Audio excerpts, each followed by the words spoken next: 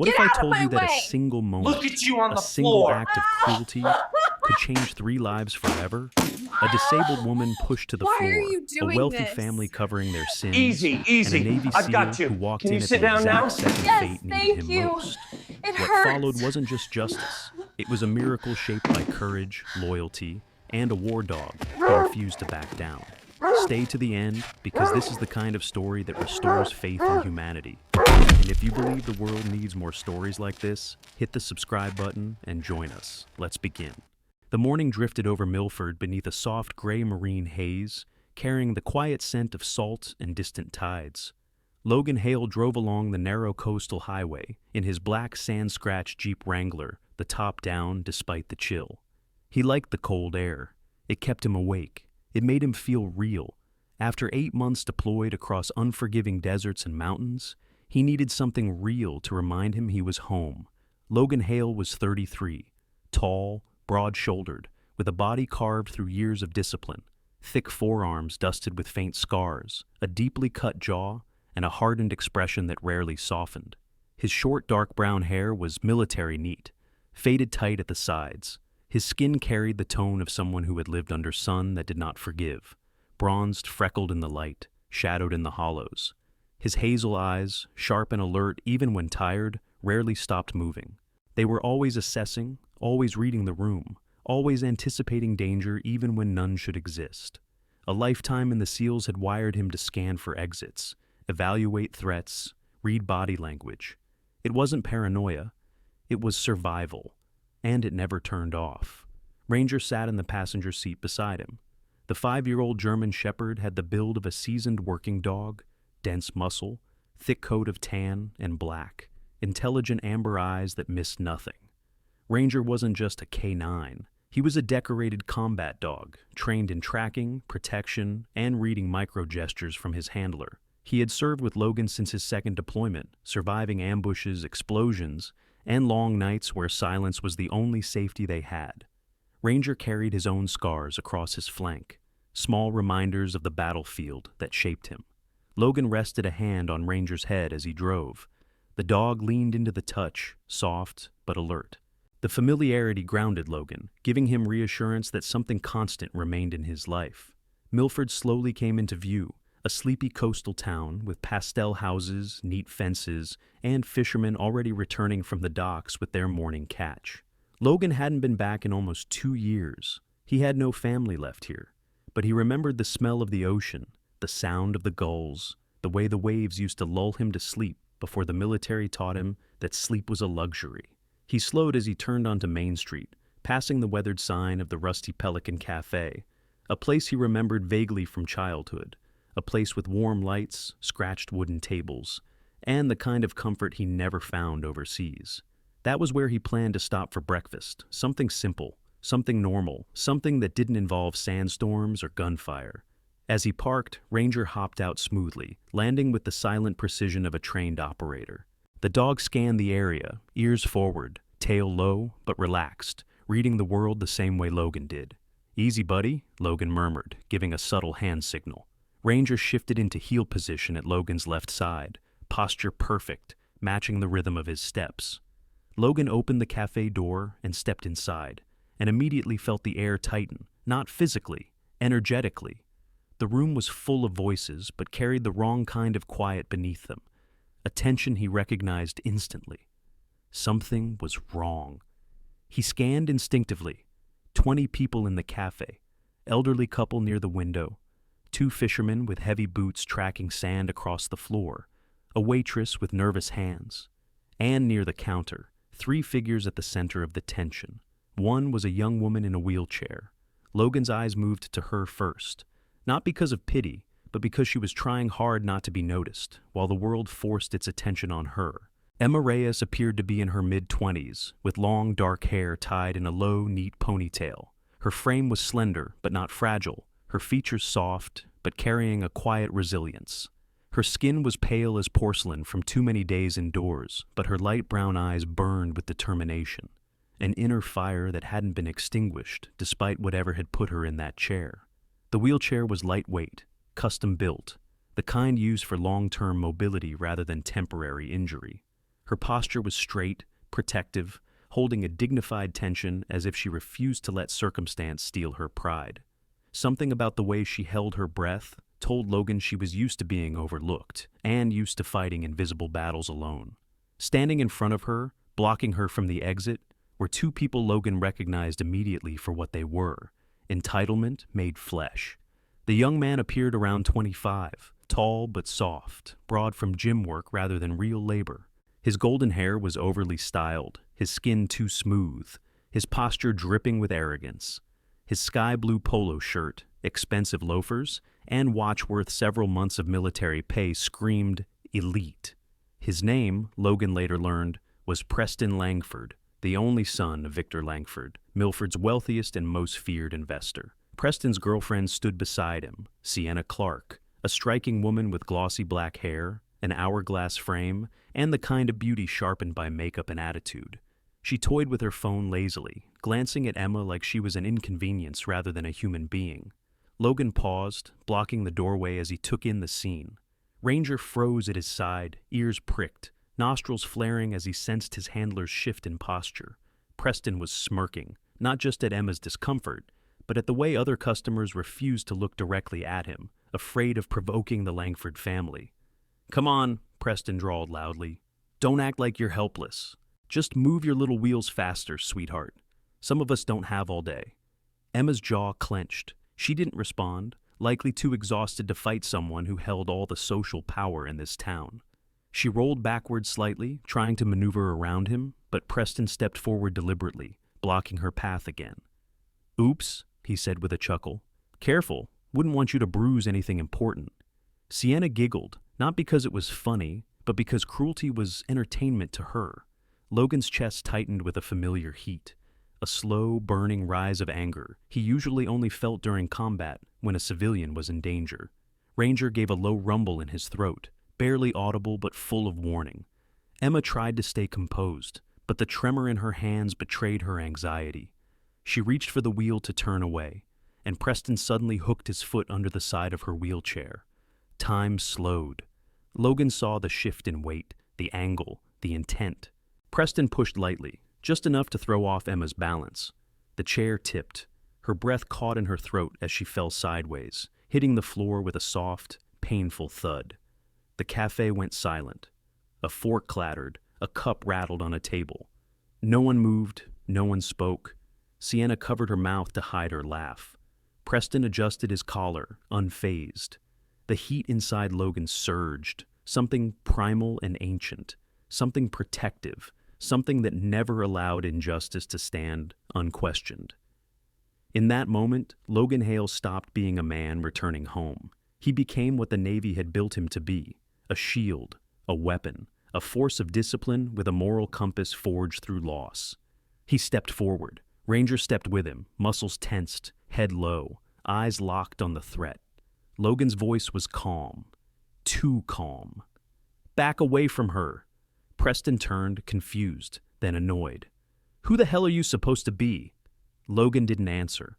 He knelt beside Emma instead, his movements precise and gentle. He lifted the wheelchair upright, then helped her back into position with practiced skill, checking her posture, her breathing, her wrists. "Are you hurt?" he asked quietly. Emma shook her head, trying to regain her composure, cheeks burning with humiliation. "I'm fine," she whispered. "You're not," Logan said, "but you will be." Preston scoffed dramatically. "Oh, please, it was an accident." Logan's eyes drifted up, meeting his. There was no anger in them, only controlled calculation. "No," Logan replied, "it wasn't." Ranger stepped between Logan and Preston, body lowered, teeth visible just enough to signal danger. The cafe collectively held its breath. Preston raised his hands mockingly. "So, that's how it is? Gonna let your mutt scare me?" Sienna grabbed his arm. "Come on, Preston. He looks like one of those military psychos. Let's just go." Preston glared but backed away a few steps. Logan remained still, every muscle ready, every instinct alert. He waited until Preston was clear before he gently pushed Emma's wheelchair toward the counter. The room began breathing again. People murmured, but no one dared approach. Emma swallowed hard as she looked up at him. "Thank you," she whispered, struggling with both embarrassment and relief. Logan nodded once, keeping his voice steady. You didn't deserve that. Ranger sat at his side, gaze still locked on Preston like a silent guardian. Logan Hale did not come to Milford looking for trouble, but trouble had found him, and he was not the kind of man who walked away from someone who needed protection, especially someone who had endured more than most could imagine. In the quiet understanding between them, a storm began to shift. The first fault line had formed, and Logan knew deep inside this town was not as peaceful as it pretended to be. This, he realized, was only the beginning. Logan had barely finished steadying Emma in her wheelchair when the air inside the Rusty Pelican Cafe shifted again. Not with fear this time, but with the agitated, restless murmur of people sensing that something was far from over. The scrape of chairs, the clatter of utensils against plates, and the low hum of voices blended into a nervous chorus as Logan crouched beside Emma, adjusting the angle of her seat and checking her wrists for swelling. His touch was clinical, efficient. Years of battlefield triage had given him the ability to assess injuries with frightening accuracy. But there was something different in the way he worked now. Something gentler, something protective. Emma watched him with wide, shaken eyes. Up close, Logan could see the exhaustion embedded in her features. Not physical exhaustion, but the deep emotional fatigue of someone who had spent years defending a life that didn't defend her back. Her cheeks were flushed from humiliation, her breaths unsteady. The tremble in her voice was slight when she whispered, "I'm okay. I didn't expect." "He meant to do it," Logan cut in, his voice low and steady. "People like that don't slip.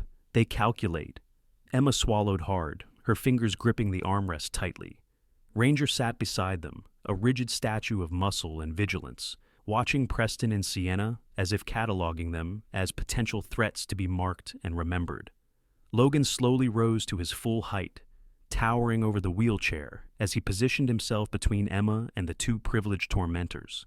Preston was pacing now, agitated, jaw tight, cheeks flushed not with guilt but embarrassment. His pride had been wounded. That was usually the most dangerous kind of injury. Sienna tugged on his arm. "Let's go," she hissed. "He's freaky, and that dog looks like it wants to tear your throat out." Preston shook her off. "No, I'm not done here." He pointed directly at Logan. "You don't walk into my town and act like you own the place." Logan didn't respond. He simply stood there, shoulders still, eyes emotionless. An immovable wall of calm that irritated Preston more than any aggressive reaction would have. Preston puffed his chest, trying to appear bigger than he was.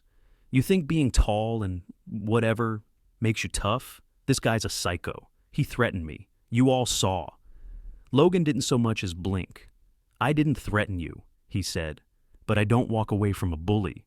Sienna's voice rose sharply. "He did threaten you, and that dog almost attacked us." Ranger didn't even lift his head. He simply stared at her with a level, intelligent stare that made her falter. Preston, regaining his footing, pulled out his phone and smirked. "Let's see how tough you are when the cops get here." Emma stiffened, her hands curled against the wheels of her chair. "The police?" she whispered. "They're friends of his," a fisherman muttered from across the cafe. The fisherman was an older man with sun-damaged skin and a thick white beard. He didn't meet Logan's eyes. "Langford money keeps this town spinning." Logan's jaw tightened. Money, not truth, ruled here. Emma visibly shrank into her chair as Preston dialed. "Yeah, Officer Briggs, it's Preston Langford. I'm at the Rusty Pelican. I'm being attacked." He cast a dramatic look around the room, as if the entire cafe was a stage for his performance. "Yes, a man and a dangerous dog. He's unstable, violent. Send someone now." Emma whispered frantically, "Please, please, he's lying. They'll believe him." Logan didn't touch her, but he leaned slightly closer, lowering his voice so only she could hear. "I know how to handle situations like this. You're safe." But the truth was, he wasn't so sure. This wasn't a battlefield where right and wrong were separated by enemy lines. This was a small town built on reputation, wealth, and old grudges. Logan had no leverage here, no command structure, no authority. Just a dog, a stranger in a wheelchair, and a moral line he refused to cross. Ranger shifted, suddenly alert. The jangle of keys and the stomp of heavy boots outside signaled the arrival of law enforcement long before the cafe doors burst open. The man who stepped inside wore a dark navy police uniform that clung to a body softened by years behind a desk. Officer Briggs was in his late 40s, with a round face and thinning blonde hair slicked back with too much gel. His small, deep-set eyes scanned the room with the arrogant assumption that he already knew the story before hearing a word. He smelled faintly of cologne and cigarette smoke, and his expression carried the dismissive confidence of a man who believed consequences were things that happened to other people. Briggs looked at Preston first, of course. "You okay, son?" Preston straightened dramatically, like a wounded actor taking center stage. "Officer, thank God. This man," he pointed at Logan, "attacked us. Him and his animal." Briggs' eyes flicked to Logan, then to Ranger. His hand drifted toward his holster. "Sir, step away from the young man and the girl." Logan didn't move. Ranger tensed. Emma shook her head rapidly. No, Officer Briggs. He helped me. Please listen." Briggs cut her off with a raised hand, not even making eye contact. "Ma'am, you're upset. We'll get your statement later." He looked directly at Logan. "Sir, I'm going to need you to put your hands where I can see them." Logan kept his voice level. "There's been a misunderstanding." "Hands," Briggs repeated sharply. His tone carried an undercurrent of threat. Ranger growled, deep and low. Briggs' hand tightened on his holster. "Control your animal!" Logan gave a subtle hand signal. Ranger immediately quieted, though his muscles remained coiled tight. Logan slowly lifted his hands, palms open, posture neutral but unyielding. His heartbeat stayed steady. Years of training had taught him how to face down rifles, bombs, and death with the same calm expression. "I didn't attack anyone," Logan said. "The young man pushed her chair. I only helped her." Briggs snorted. "You expect me to believe that? Preston Langford is practically family to this department." Emma's voice broke. "It's true. He pushed me. He tipped my wheelchair over." "Ma'am," Briggs interrupted sharply, "I need you to calm down." Logan stared at him, incredulous. Emma was shaking, whether from fear or anger he couldn't tell, but Briggs seemed unaffected. It wasn't incompetence, it was willful blindness, or loyalty bought with favors. Preston crossed his arms smugly. "Just arrest him already. He's dangerous." Briggs nodded. "Turn around, sir." Logan didn't move, not because he refused, but because something inside him twisted at the injustice of it.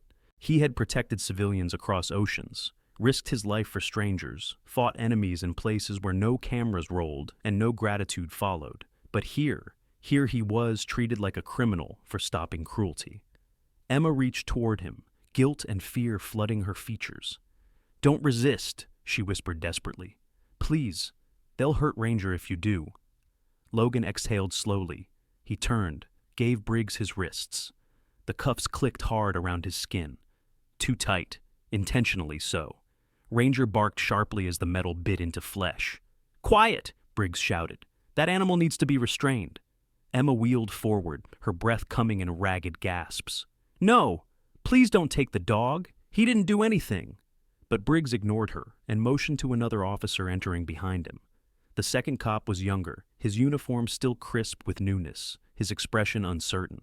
Officer Patel, judging from the name tag, was in his mid-20s, lean, with olive-toned skin and dark, anxious eyes. He hesitated when he saw Ranger, clearly recognizing a trained service dog, but Briggs barked, "Grab the leash and secure it in the cruiser." Patel swallowed hard. "Sir, he's a military dog. You can see his training harness. Are you questioning an order?" Patel stiffened. "No, sir." Logan felt a surge of helpless anger twist inside him as Patel moved cautiously toward Ranger with a slip lead. "Easy," Logan said, voice low. Ranger understood immediately. He didn't fight the restraint, but he let out a soft, wounded whine as Patel clipped the leash around his neck. Emma's tears spilled over. She reached out, fingers trembling. "Please, don't take him. He's all he has." Logan turned his head slightly toward her. "Emma!" But Briggs shoved him toward the door. Ranger barked wildly, twisting in place as the distance widened. Patel struggled to hold him. Briggs snarled, "Damn mutt needs to be sedated." Emma's voice broke into a sob. "No! Don't let them take your dog!" "Don't let them..." Her voice cracked, her body shaking uncontrollably.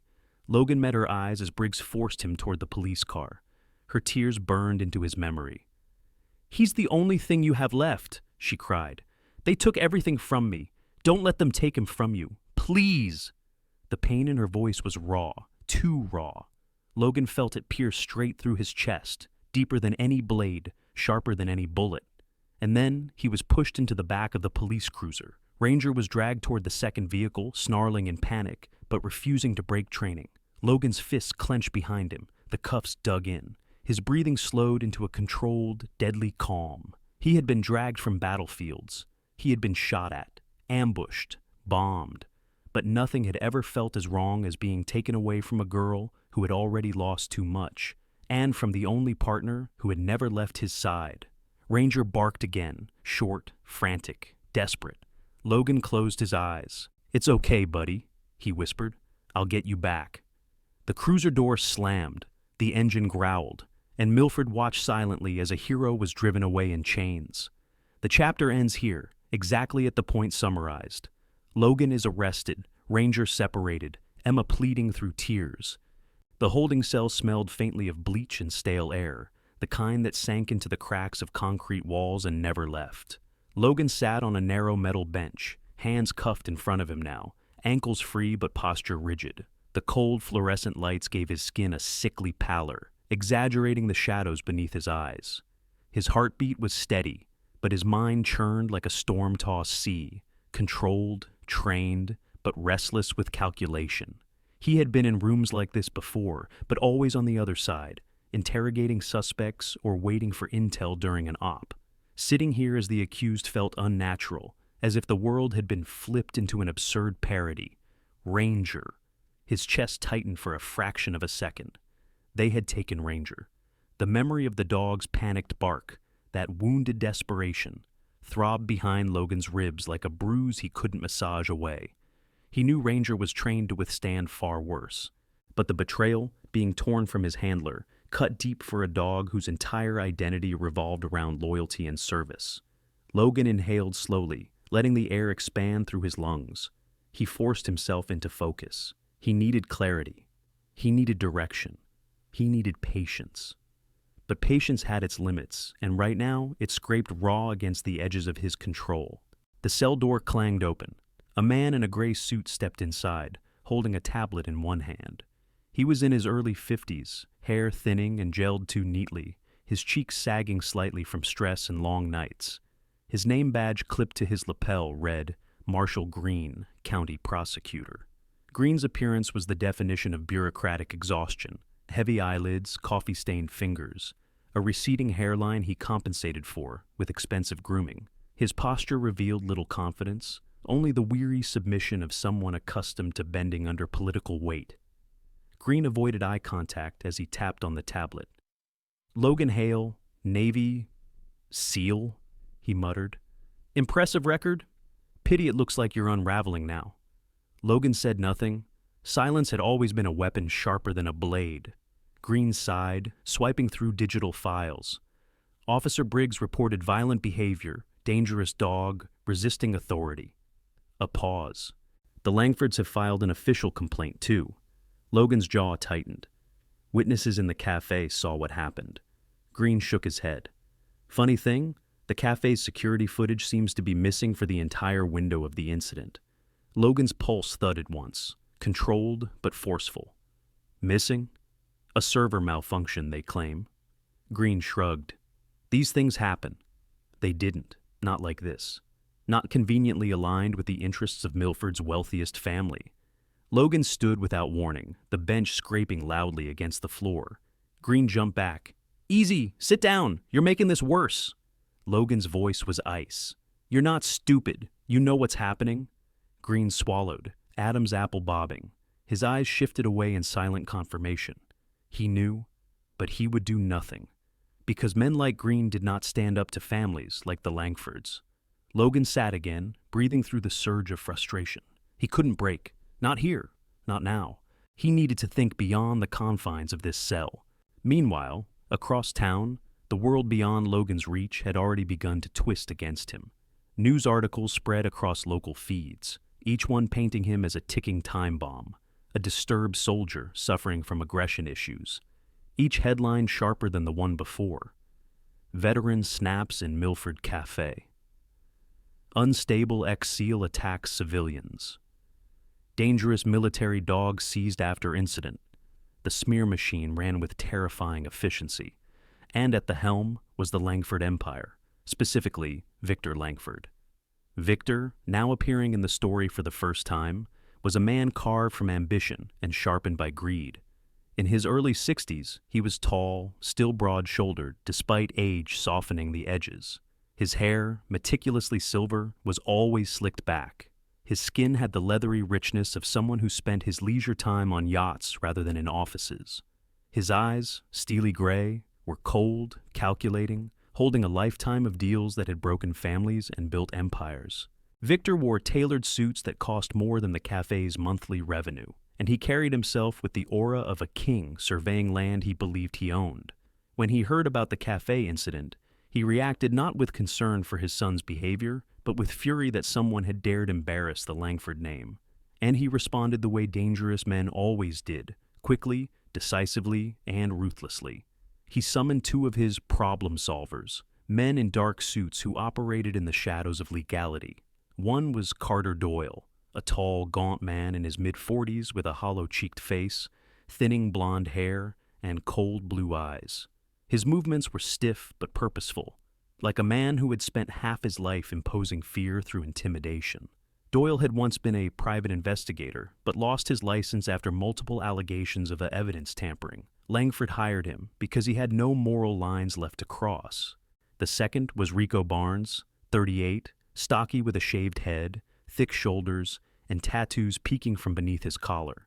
Rico had a broken nose that never healed straight and a personality shaped by violence. Silent, loyal only to money, and perfectly comfortable breaking bones for a paycheck. Victor stood before them in his private office, towering bookshelves framing him like pillars of authority. "The footage," he said, voice calm but lethal, "must disappear. Every copy, every backup." Doyle nodded briskly. "Already working on the cafe servers, sir. Should be fully wiped in an hour." "Should be?" Victor's tone sliced the air. Rico stepped forward. "It will be. We're handling it." Victor leaned his palms on his desk. "And the delivery truck?" Doyle grimaced. "Still looking. We only know it was parked across from the cafe." Victor's eyes narrowed. "Find it. And when you do, make sure that footage never sees daylight." His lips curled into a faint smile. "I don't care if you have to break the truck in half." The two men nodded and left. Victor sank into his leather chair, tapping a gleaming gold pen against the desk. "No one humiliates my family," he murmured, "especially not some stray soldier." He had no idea that soldiers never travel alone. Back in the holding cell, Logan's thoughts wandered through the tactical pathways of his life. He replayed every second of the cafe incident, analyzing, measuring, assessing. Obvious injustice, deliberate manipulation, a wealthy adversary with the resources to destroy him. Normally, he would call his commanding officer, but his CO couldn't interfere in civilian legal matters, not without official cause, which left only one option. His team. Echo Team. His brothers. Logan glanced at the security camera mounted in the corner of the cell, the small red light blinking rhythmically. He leaned back against the wall, relaxed his shoulders, and exhaled slow. Then, under his breath, barely audible, he murmured, "Echo 7, status gray." It was not a plea, it was a signal, a message only one man in the world would recognize. And he did. In a dim apartment several states away, a laptop screen blinked awake. Jackson Ghost Ridley, early 30s, pale-skinned with perpetual stubble and dark hair in a messy undercut, sat hunched over 3 monitors glowing with cascading lines of code. He had the thin build of someone who survived on caffeine and adrenaline, his fingers moving faster than most people's thoughts. Ghost was Echo Team's unofficial intelligence specialist, the man who could break into a municipal database faster than a person could finish saying, "password." He lived half in the digital world, half in the real one, his eyes constantly flicking between screens as if they were windows into parallel universes. When the alert pinged, a coded signature embedded deep in military communication structures, Ghost froze. Then he smirked. "Logan," he whispered, "what mess did you step into now?" Within seconds, he was searching police logs, accessing Milford's records, bypassing firewalls as if they were cardboard boxes. Logan Hale, arrested for assault. Service dog seized. Altercation at a cafe. Complaint filed by Preston Langford. Ghost leaned back in his chair. Langford, rich kid, daddy's influence. Of course. He cracked his knuckles and typed faster. "You're not going down for this, brother." Then he pressed a button on his encrypted comm device. "Echo team, wake up. We've got a problem." 2 states away, in a gym illuminated by dim industrial lights, Caleb St. John answered the call. Saint was tall, solid, with weathered tan skin and a face cut from stone, sharp cheekbones, square jaw, thick black hair cropped short. A scar ran diagonally across his left cheek, a souvenir from a close-range explosion. Saint rarely smiled. His expression was perpetually stoic, forged by years of loss he carried in silence. When he heard Ghost's voice, he didn't ask questions. He simply grabbed his go-bag and walked out the door. Marcus Tiny Miller, 6'5", 260 pounds of muscle and tattoos, received the same message while fixing an old motorcycle in his garage. Tiny had a shaved head, thick beard, and a surprisingly gentle way of speaking. He grinned when the alert came through. About damn time. Within an hour, the entire Echo team was in motion. Quietly, efficiently, like shadows shifting across the country. Back in Milford, Victor's men had finally located the delivery vehicle, a white refrigerated truck with a blue logo of a leaping marlin on its side. They tracked it down to a distribution center outside town, where the driver had taken a break. The driver, Eugene Gene Walters, was in his late 50s, heavyset with graying curly hair and a permanent oil stain on his shirt. He had kind eyes but tired ones, the kind belonging to someone who'd spent a lifetime working too hard for too little. Gene was sipping coffee beside his truck when Doyle and Rico approached. "Nice morning," Doyle said with a smile that didn't reach his eyes. Gene nodded cautiously. "Can I help you, gentlemen?" "We're interested in your dash cam," Doyle replied. "Company audit," Gene frowned. "Didn't hear nothing about no audit." Rico cracked his knuckles. "You're hearing about it now?" Gene took a small step back. "Look, fellas, I've got deliveries to make." Doyle grabbed him by the shirt. "Hand over the footage." Before Gene could protest, before Rico could step closer, something shifted in the air. A pressure, a tension, like a predator entering the clearing. Then a voice, deep and calm, drifted from behind them. "I wouldn't do that." Saint stepped into view, black jacket zipped, posture loose but lethal. His gray eyes were cold steel. Ghost's intel had guided him here. Doyle stiffened. Rico reached subtly toward his pocket. Saint shook his head once. "Don't." Rico froze. Saint gestured toward Gene. "Get behind me." Gene scrambled away. Saint fixed Doyle and Rico with a level stare. "Walk away."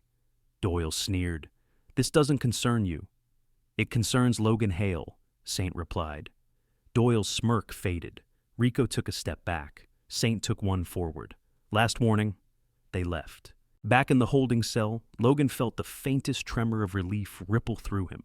Not because he knew exactly what was happening on the outside, but because he knew his signal had been heard. He knew his brothers.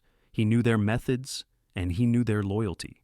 The battle had already begun, and it would not be fought with bullets, but with secrets, evidence, and shadows. It would be an invisible war, one the Langfords would never see coming. The chapter ends here, precisely as described. Evidence missing, allies mobilizing, and a shadow war beginning. The courthouse of Milford stood like a weathered monument overlooking the harbor. White columns stained by decades of salt wind. Cracked steps worn smooth by the procession of townsfolk seeking justice or fleeing from it. Inside, the air buzzed with tension.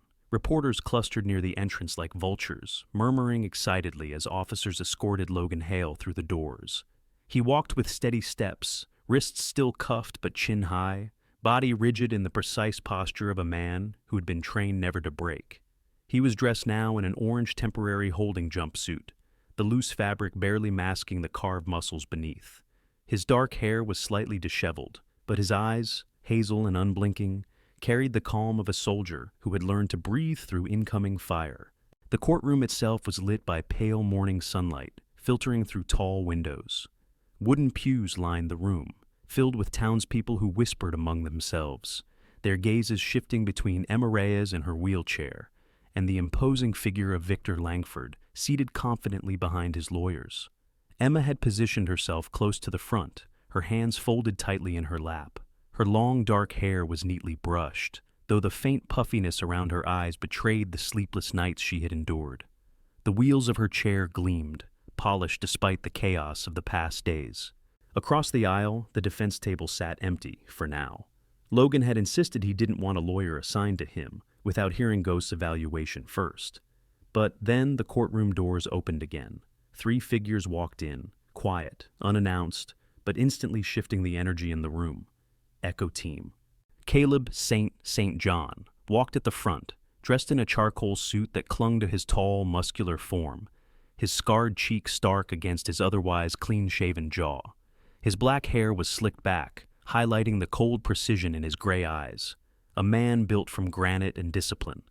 Behind him was Jackson Ghost Ridley, carrying a slim black briefcase.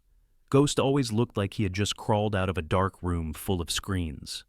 Messy dark hair, faint shadows beneath his eyes, pale skin, and a quick, restless gaze. He wore a navy blazer and dress shirt that didn't quite hide his discomfort with formal environments. And at their rear was Marcus Tiny Miller, towering, broad-shouldered, thickly built with tattooed forearms barely hidden beneath his rolled-up sleeves. His beard was neatly trimmed, but his massive frame looked like it belonged more in a war zone than a courtroom. Whispers spread like wildfire. The sight of 3 elite operators walking in unannounced overwhelmed the room with a storm of speculation and awe. Preston Langford shrank slightly in his seat. Victor Langford noticed and scowled. Logan turned as the trio approached. His expression didn't break, but something softened in the depth of his gaze. A soldier recognizing his family. Saint gave him a slight nod, a silent message spoken in the language of men who had almost died together more times than they could count.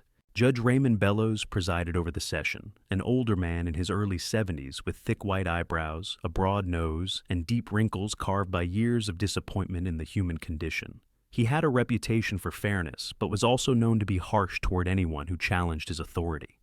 His skin was ruddy, his hair silver and thinning, and he carried himself with the dignified fatigue of someone who had spent decades watching the powerful exploit the weak. When he entered the courtroom, everyone stood. When he gestured for them to sit, the tension only thickened. This hearing will determine whether the charges against Mr. Logan Hale shall proceed to full criminal trial, Judge Bellows announced. I expect all parties to remain civil. The prosecutor, Marshall Green, stood stiffly, sweat collecting at his temples. He straightened his tie, cleared his throat, and began. Your Honor, the state intends to present clear evidence that the defendant, Logan Hale, exhibited violent, erratic behavior in a public establishment, endangered civilians, and utilized a trained military canine as a potential weapon. Green's voice wavered slightly. We argue that Ranger, the dog, constitutes a biological weapon when paired with an unstable handler. Gasps rose around the room.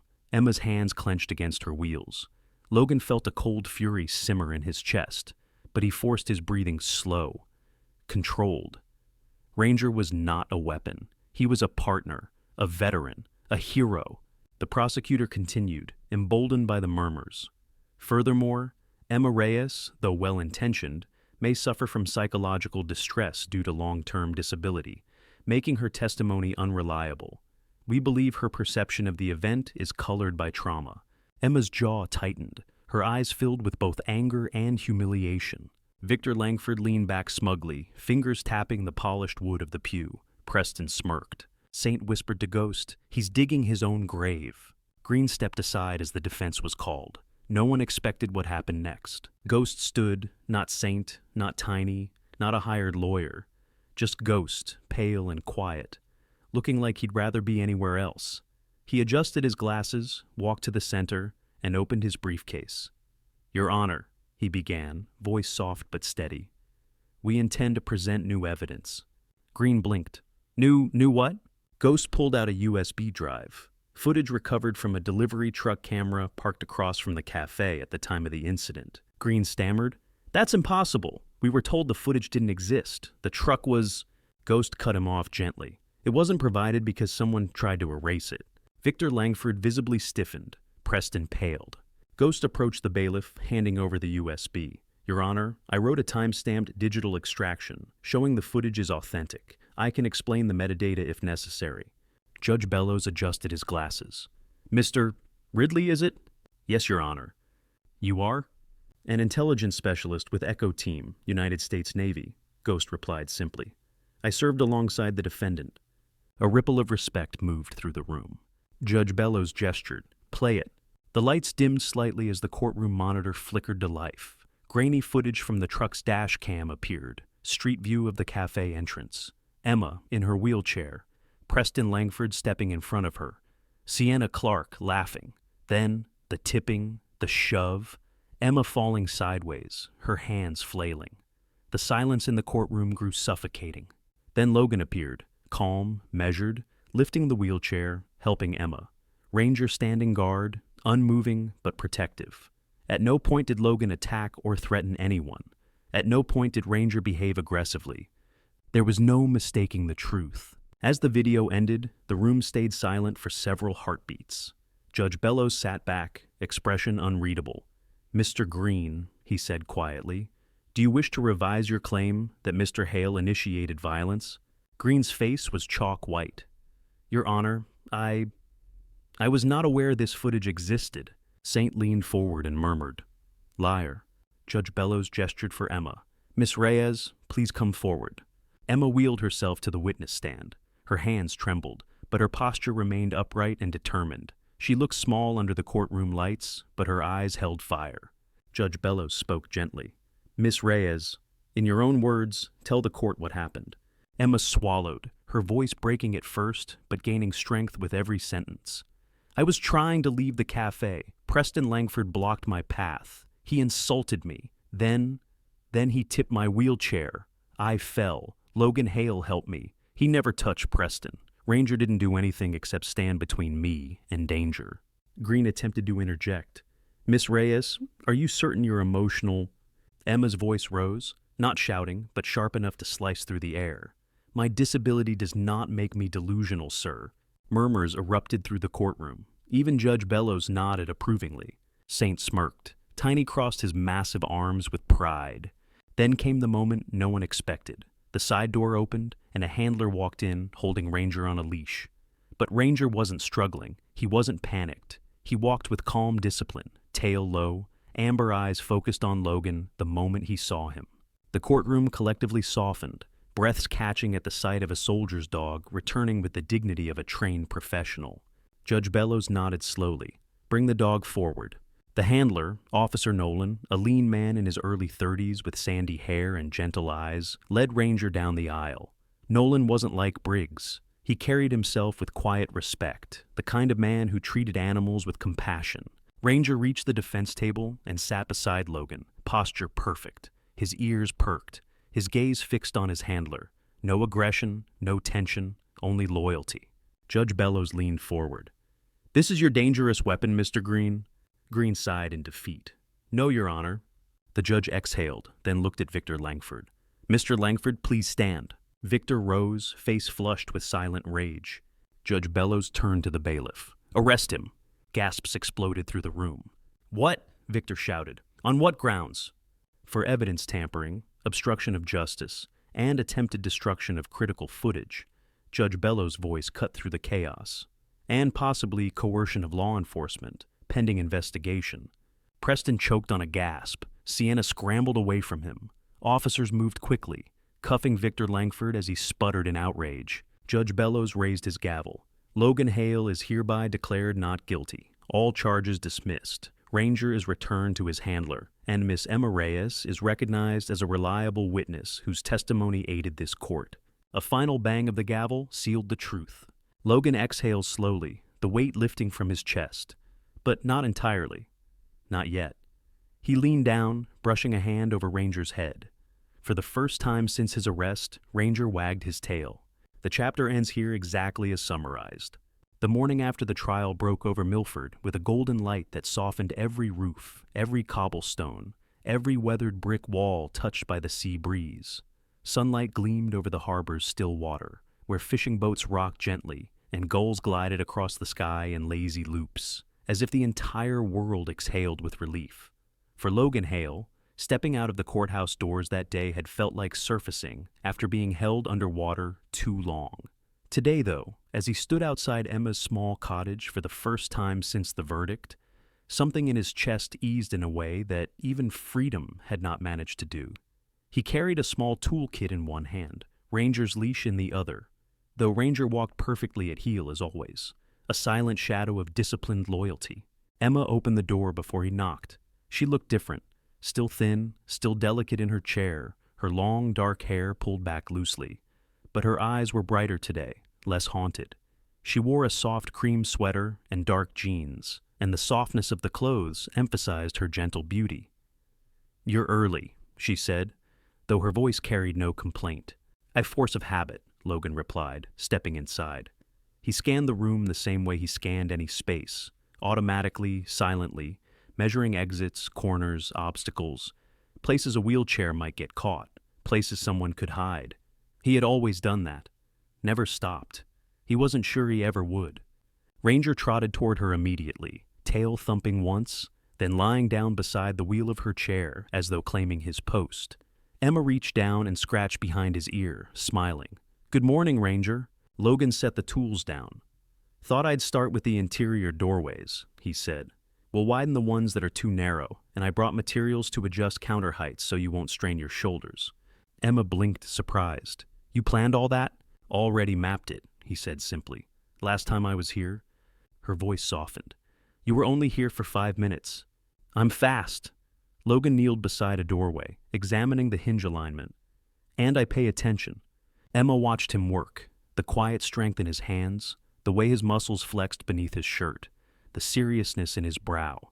She wondered, not for the first time, what it must be like to carry that constant readiness inside him. She wondered if it was heavy, if it felt like armor or like chains. For Logan, it felt like both. He hadn't known how much until recently. He removed the door entirely, measured the frame, then began marking where he would cut the wall. Ranger stayed beside Emma, occasionally lifting his head to track Logan's movements with his sharp amber gaze. The dog was calm, comfortable, as though he too understood they were finally in a safe place. "You don't have to do all this," Emma said suddenly, her voice cracking just slightly.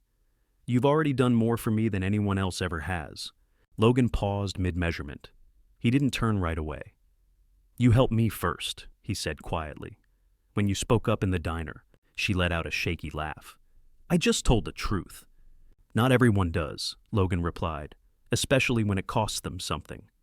Emma looked down at her hands, the slight tremor in her fingers, the faint scars on the knuckles from gripping wheelchair rims too tightly. "My life changed a lot after the accident," she said. "People stopped looking at me like a person. They started looking at me like a burden, a problem. Taking my side in a fight, that never seemed like an option." Logan stood and faced her fully. "You're not a burden." Her throat tightened. She blinked hard. "You barely know me." "I know enough," he said, voice steady, grounded. And somehow she believed him. For hours he worked, removing a section of wall, smoothing edges, reinforcing beams. Logan moved with the efficiency of a man who had grown accustomed to building improvised shelters under fire, repairing equipment with seconds to spare, saving lives with scraps and determination. Emma watched him, feeling strangely comforted by the steady rhythm of his movements. By noon, the doorway was widened beautifully. Logan wiped sweat from his brow, leaving a streak of dust across his temple. Emma reached out with a cloth, hesitating, then gently wiped it away. Logan froze, not stiff, not uncomfortable, just still, like he was trying to memorize the sensation of human gentleness. "Thanks," he whispered. "Anytime," she whispered back. She wheeled into the kitchen, easily, smoothly, through the widened doorway. Her breath caught. "Logan, this is the first time I could move through here without twisting sideways." His lips curved slightly. "Then it's a good start." The next day, Logan returned with more supplies. And the next, and the next. Ranger always came with him, and somehow the dog seemed to understand that this place was home now, at least temporarily. He followed Emma everywhere, nudging her gently when she reached too far for something, lying across her feet during rest breaks, and guarding the porch every evening as Logan walked to his truck. A week passed, and the cottage transformed. Lowered countertops, reinforced grab bars, a ramp built by hand over the front steps. Logan worked silently, tirelessly, sometimes humming under his breath, a habit he'd developed on long deployments to stay awake during night watches. One afternoon, as he drilled a support bracket, Emma approached slowly. "Logan," she said softly, "can you help me with something a little different?" He looked up. "Of course." She wheeled to the living room, where a folded mat lay on the floor. "Physical therapy," she explained. I've been so afraid to try it alone. But I want to get stronger." Logan's face warmed with an expression she hadn't seen before. Not pity, not sympathy, but respect. He knelt beside her. "Tell me what you need." She unfolded the mat. He transferred her gently, carefully, his strong arms steady, his touch cautious and respectful. She was light in his hands, yet he handled her like something precious. Ranger lay beside the mat, watchful. Logan held her ankles, guiding her through exercises meant for rebuilding core strength and hip mobility. His voice remained steady, patient. "Breathe into the stretch. You're doing fine. Slow movements. Don't force it. That's it." Emma winced but didn't stop. She pushed through pain she once feared. At one point she faltered, nearly collapsing sideways. Logan caught her, one arm behind her back, the other supporting her hip. Her hands clutched his shoulders. Their faces were inches apart. She felt his breath against her cheek. "Sorry," she whispered, breathless. "You don't ever apologize for trying," he murmured. She blinked back tears of effort, relief, and something she didn't yet dare to name. Over the following days, her balance improved. Her confidence grew. She learned to shift her weight more easily, to maneuver her chair faster, to sit taller. Logan noticed every improvement, quietly proud, though he never showed it in anything more than a subtle softening in his gaze or a slight nod. Ranger seemed to celebrate more than Logan did, wagging his tail, nudging her hand, offering her his favorite toy during breaks, as though sharing victory. Logan began carving something out in the backyard workshop, his hands moving in secretive strokes over a piece of wood. When she asked what he was making, he only said, "You'll see when it's ready." 2 weeks after the trial, Emma opened the door to see a polished hickory cane in Logan's hands. He held it out awkwardly, like someone offering a gift he wasn't sure he deserved to give. The wood shimmered with a warm brown finish, the curve perfect, carved with subtle ocean waves. "I know you're not ready to walk on your own yet," he said, "but when you are, you should have something made just for you." She lifted the cane in trembling hands. "Logan, it's beautiful." He rubbed the back of his neck, a rare uncertain gesture. "I thought it might be a good symbol." She smiled at him, a full radiant smile he had never seen before. "It is, thank you." Emma spent the next days sketching again, picking up her old passion. She showed Logan one drawing shyly, a pencil portrait of Ranger, captured with incredible detail and softness. Logan stared at it for several long moments. His voice thickened. "You're talented." "I used to study art," she whispered, "before the accident." "You still can." She blinked. "What do you mean?" He nodded toward an empty room near the back of the house. "Turn it into a studio." Her breath hitched. "You think people would buy my art?" Logan's answer was simple. "I'd buy the first piece." 3 weeks later, she opened a small art shop on Main Street, Emma Reyes Studio. The sign was hand-carved by Logan. Ranger lay inside most days, greeting customers like a gentle guardian. Locals admired her work. Commissions arrived. She began earning an income again. She began living again. But peace was borrowed time for a soldier. One morning before dawn, Logan's phone buzzed with a coded alert. Deployment orders. His leave had ended. Duty was calling him back to the dangerous world he'd tried to escape. He stood outside Emma's cottage as the first light bled across the horizon. Ranger sat beside him, ears perked. The cool air carried the smell of salt and magnolia blossoms. He knocked. Emma appeared, sleepy-eyed, wearing a soft blue sweater. "Logan?" His expression told her everything. She swallowed. "You're leaving." He nodded. "I have to." Her throat tightened, but she held herself tall. "How long?" "Don't know yet." She wheeled closer, every movement slow, deliberate, because she could feel something inside her fracturing. "I knew this day would come," she whispered. "I just hoped I'd be braver when it did." Logan reached into his pocket and pulled out a small object, a weighty piece of metal, his seal trident, the symbol of everything he had survived. He took her hand gently and placed it in her palm, closing her fingers around it. "Keep this for me," he said quietly. "When I come back, I want to see it still in your hand." Emma pressed the emblem to her heart. Tears welled, but did not fall. "You act like you have a choice," she whispered, voice trembling. "Go do what you have to do. Ranger and I will be waiting for you." Ranger trotted forward and set his head gently in her lap, letting out a soft bark as if giving his own farewell. Emma cupped his face with both hands. "Take care of him, okay?" Logan clipped the leash to Ranger's collar. "Let's go, buddy." Emma watched as they walked toward the rising sun, two silhouettes, steady and unbreakable, heading back into the world of danger they belonged to. She held the trident tightly, her heart heavy, but strong. She wasn't the same woman she had been weeks ago. She was stronger now, steadier, a warrior in her own way. And she would wait, just as she knew Logan would return. Sometimes miracles don't arrive with thunder or flashes of light.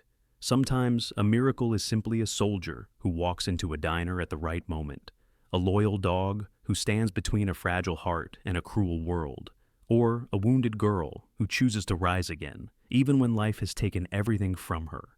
This story reminds us that strength isn't always loud. Sometimes it sits quietly in a wheelchair, learning to try again.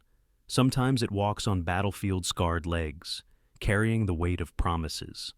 And sometimes it curls up at our feet with 4 paws and a warrior's heart. In our everyday lives, we all face battles, big or small. But if we choose kindness, if we choose courage, if we choose to protect instead of harm, then we become miracles for each other. If this story touched your heart, please share it with someone who needs hope today. Leave a comment below and tell us what part moved you the most. And don't forget to subscribe so you never miss another story of courage, faith, and redemption. May God bless you, guard your home, and fill your life with the kind of quiet miracles that change everything. May He watch over our soldiers, our protectors, and all who carry heavy burdens. And may He bless everyone watching this video with peace, strength, and light in the darkest moments. If you believe in God's protection, type Amen in the comments below.